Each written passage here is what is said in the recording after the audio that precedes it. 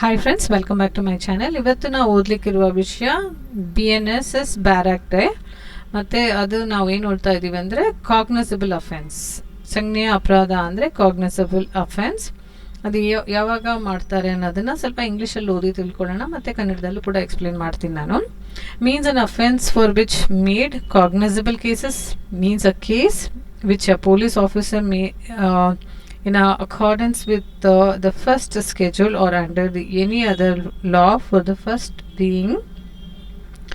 time being force arrest without warrant. ಅಂದರೆ Cognizant offence ಅಂದರೆ police ಅಧಿಕಾರಿಯು ಮೊದಲನೇ ಅನುಸೂಚಿಗೆ ಅನುಸಾರವಾಗಿ ಅಥವಾ ತಾತ್ಕಾಲಿಕದಲ್ಲಿ ಜಾರಿಯಲ್ಲಿರುವ ಯಾವುದೇ ಇತರ ಕಾನೂನಿಗೆ ಮೇರೆಗೆ ವಾರೆಂಟ್ ಇಲ್ಲದೆ ದಸ್ತಗಿರಿ ಮಾಡಬಹುದಾದ ಯಾವುದೇ ಅಪರಾಧ ಮತ್ತು ಮೊಕದ್ದಮೆ ಆಗಿದೆ. ಮತ್ತೆ ನಾನು ಏನಕ್ಕೆ ಇದನ್ನು ಹಾಕ್ತಾ ಇದ್ದೀನಿ ಅಂದರೆ ತುಂಬ ಇಂಪಾರ್ಟೆಂಟ್ ಆದ ಸೆಕ್ಷನ್ ಇದು.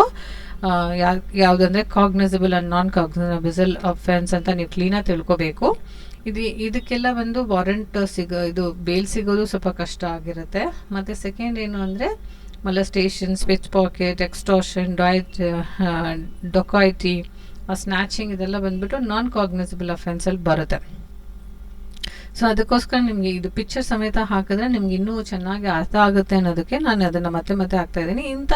ಇಂಥ ಕ್ರೈಮ್ ನೀವು ಮಾಡಿದ್ರೆ, ಕಾಗ್ನಿಸಬಲ್ ಅಫೆನ್ಸ್ ಮಾಡಿದ್ರೆ ಅಂದರೆ ಕೊಲೆ, ದರೋಡೆ ಇದೆಲ್ಲ ಬಂದು ದೊಡ್ಡ ಅಪರಾಧ.